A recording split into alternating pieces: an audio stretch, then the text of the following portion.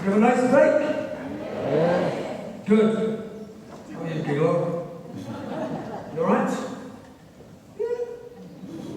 Yeah. So, what was I talking about? Oh, have you managed to get that image on your head? Anybody clinging on to Connect 4? I thought I might tell you about the first time I went to the fertility clinic. If that's alright. Because it's still embarrassing now. The first time you go is definitely the worst.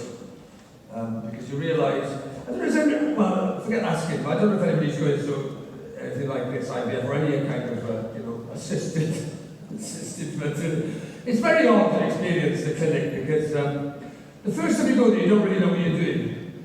You know what you're doing, but you don't know what you know what you're going to do, but you don't know what to expect. What you realise very quickly when you go there is there's some things that you've thought about, and some things you really haven't thought about at all. Like one of the things I had thought about, I made that joke earlier about Steve Fletcher from Maidenhead whispering his name at reception. One of the things I had definitely assumed is that when the person working on reception in a fertility clinic would keep their fucking voice down. That's one of the things I had definitely assumed, that there would be an element of discretion. And, it's like, there'll be magazines down there for you. There'll be magazines down there. A, I was thinking, keep your voice down. And B, I was thinking, I didn't ask her this, I thought, does she need porn?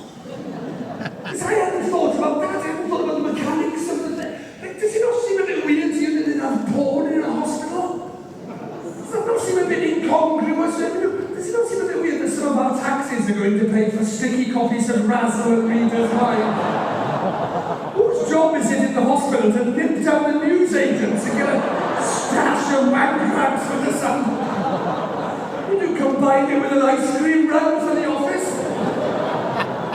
It just seems a bit... I didn't ask her because I was too embarrassed, but she's shouting for all these different tests they're going to do, right? And because they're going to rule out all these different conditions. There's lots of different conditions that I could have. But they've all got weird names in the fertility world, like oligospermia and azoospermia. They sound like I've made them up for comedy effect. They're not. They're real things, right? But she's shouting like, is that the couples that she's going, we'll be testing you for azoospermia. She's practically moving me to one side so that she can shout to the rest of the stand side so they can't hear me at the back. This gentleman might have azoospermia. Azoospermia is when there's no sperm in the ejaculate. He might ejaculate perfectly normally, but there might be nothing whatsoever in it. This is how she described azoospermia to me. This is the tactful way. The receptionist, these are the actual words she used. She says, azoospermia is when there's no sperm in the ejaculate. She said, just think of a river with no life in it.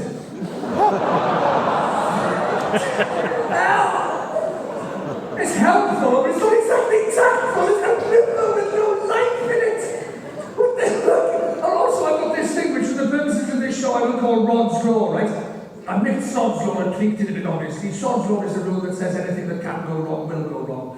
Rod's Law, as I'm defining it, is a rule that says whenever I get really shy and nervous and uncomfortable and embarrassed, I make a complete tick of myself, right? Because I try and deal with it with humour. I was going to say like a lot of shy people. It's not even shy people, it's like a lot of us, don't we? That's what, when you're feeling really nervous and tense and embarrassed, you try and make a little joke, don't you? You can make everybody laugh and all the tension will evaporate and everything's okay again. But with me, if I'm really feeling nervous and shy, the joke I make will usually be the most offensive, fucking inappropriate joke. I can't help it, I'll just blurt out something really rude and then I get more embarrassed and then it gets worse. Because she said, azoospermia is when there's no sperm in the ejaculate. She said, think of a river with no life in it. Right? I went, buzz, river Venus. I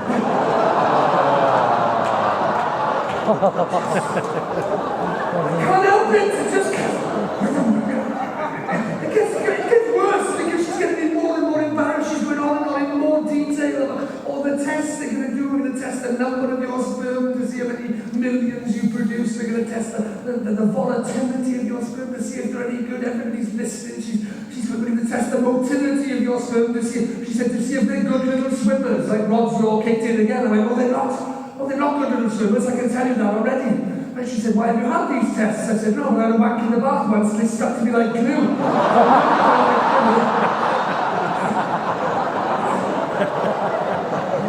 Is this some kind of joke? Is this some kind of sick joke? To which I should have said, yes!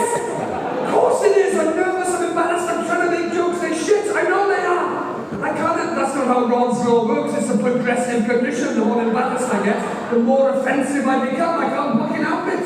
That's the way it works, it spirals downward. She said, is this some kind of joke? I was like, no, it's not. It was the same in the swimming pool, and exactly the same problem.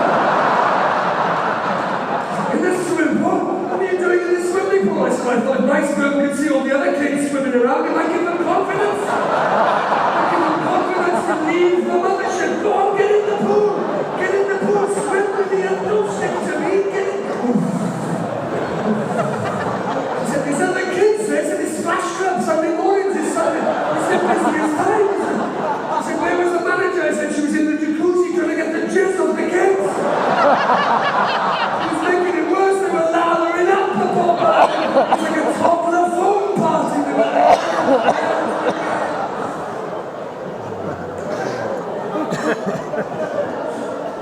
He said, the sample room's downstairs on the right.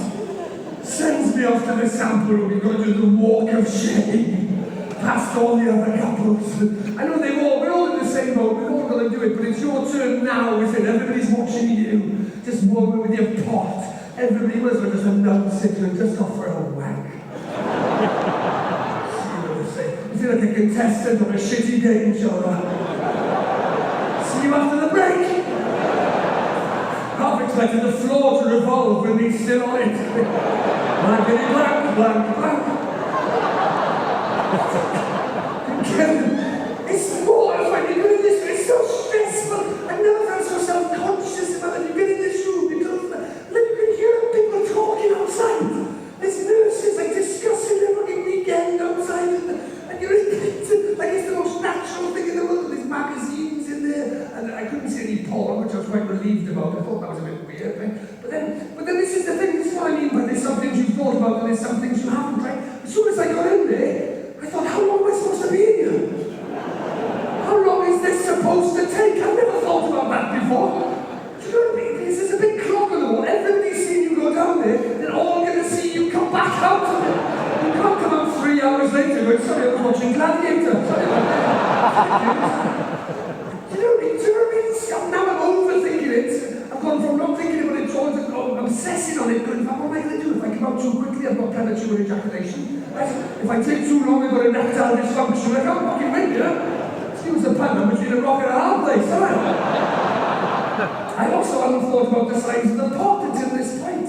She gave me this pot, I hadn't thought about it. I don't know anything about hospitals. If it's the same pot that they use to collect everything, semen samples, urine, it's the same pot for urine samples and everything, fair enough. I get it, right? But if that pot, if somebody has designed that pot specifically for semen samples, then that person has been wildly optimistic, let me tell you that. Unless John's right and he goes in the middle of the room and everybody has to fucking clap it. And then that's why I've got the wrong age group. I was thinking I've got the 18 to 24 pot.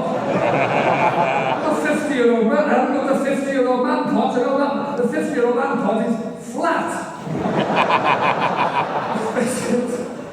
50 years, any 50-year-old man in this room will tell you if you do manage to ejaculate so that it comes out, it barely warrants throwing the tissue away.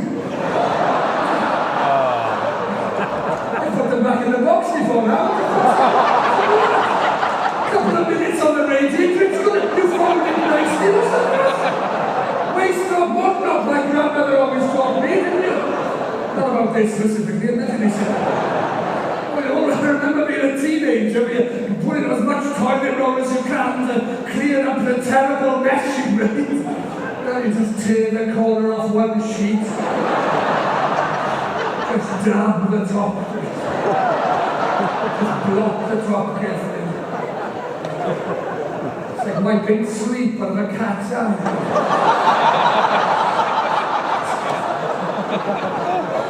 I feel like a vet. Stay still, stay still. There we go. Come on, Titi. Come on, Titi. There's a question on the form that says, did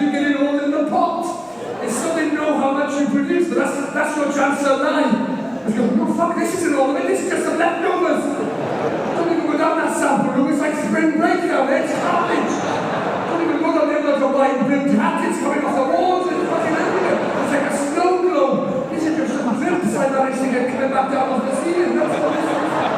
This is just spot ventilation, I call this. Well, it's embarrassing, isn't it?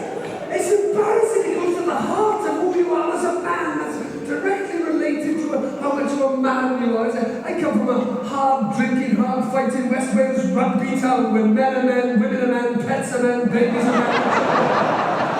If you can't chase a milk bottle off a wall at 200 yards, you can't even get a job in the council.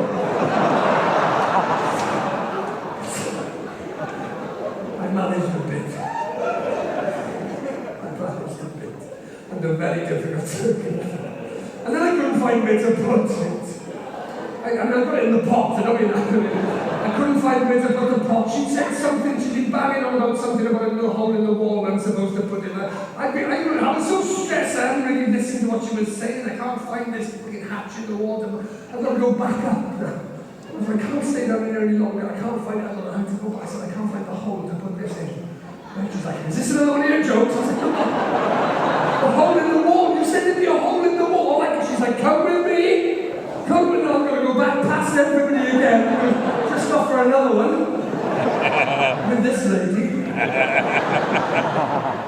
And sure enough, we get down there. It's over there somewhere. I haven't known. It's in the corner. There's a little, like a weird hatch thing with like a little safe almost, but half the size of this. And you open it up and put it in there, label it up, and put the form in there as well. And press a button, off it goes into the system. And I've been so stressed out. I hadn't even seen this bloody hatch on the wall, right? And mind you, I'm looking down the room. I've been so stressed out. I hadn't noticed there's a TV up in the corner with a row of pornographic DVDs on a shelf. I've been so stressed out. I hadn't noticed a drawer with the word magazines written on it, with 2 or 3 pornographic magazines. To be honest, I've been so stressed out. I hadn't noticed that this is a very different looking room to the one I just had a wank in.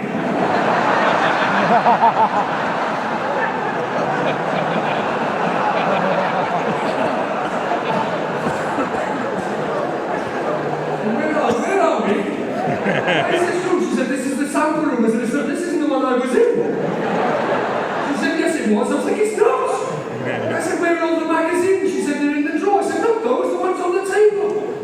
She said, what table? I said, the table with all the chairs down the side of the mag. She said, why would we have chairs down the side of a sample room? I said, oh, fucking hell. Why would we have chairs on the side of a sample room? She said, we wouldn't. I said, of course you fucking wouldn't. Why would anybody have a chest? I said, what have I done? She said, you've got a wank in the waiting room.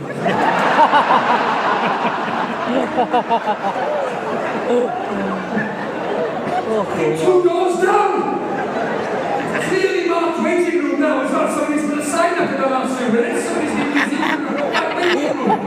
You can't miss it now. Fucking waiting room. I said, this is where I did it. She said, there's not even a knock on the door. I said, I was stressed as shit. She said, was anybody in here? I was like, of course there was nobody in here. What a monkey. It wasn't that fucking. Oh yeah, it was busy. It was really busy. I just went in the corner. That's all I did.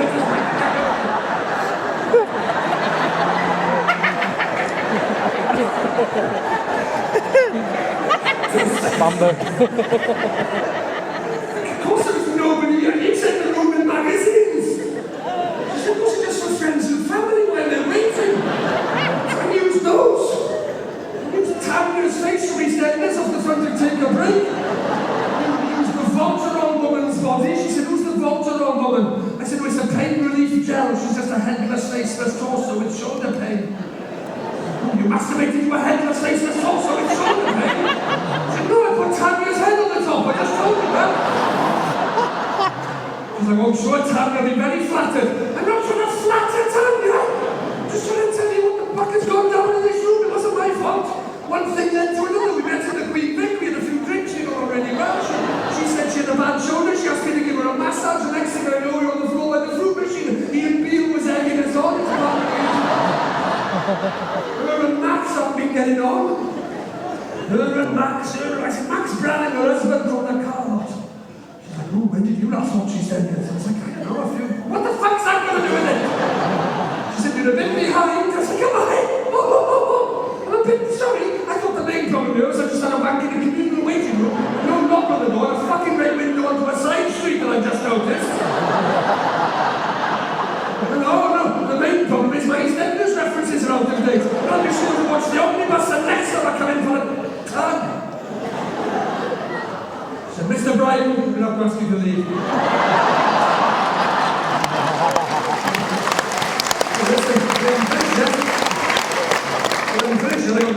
deal with.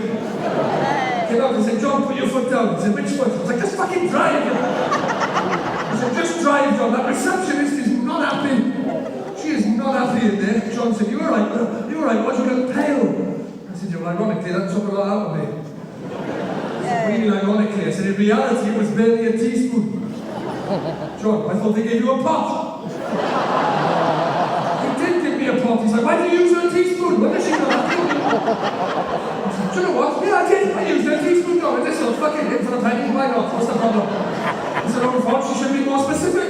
She didn't tell me I had to use the pot, so I just shoved them back upstairs with my trousers on my head. I was tipped out coffee in the lid and didn't hit her fucking teaspoon. That's all I was doing. Squeezed the drips into her glasses case and then wiped myself off on the back of her cardigan. I was shitting my younger plant before. What's all the fuss about? Of course I used the pot, but I used it in the wrong room, John. John, which room? Was it the waiting room? John, was anybody in there? No, of course. He said, actually, I don't even know why I'm panicking. Technically, it wasn't even me. Technically, it was Rob Brydon. I said, Rob Brydon, what was he doing in there? I said, he was masturbating in a communal waiting room. What, the pair of you? No! Just him! Forget about me! I think this is the most random thing John's ever said to me, right? Strap in. I'll rewind, I'll go back a bit so you get the full effect of how random this is, right? Rob Brydon, what was he doing in there? I said he was masturbating in a communal waiting room. John, what, the pair of you? No, me. No, it was just him. Forget about me. It was just Rob Brydon. Right, here it comes. This is the most random thing John's ever said. John, was you on a cruise?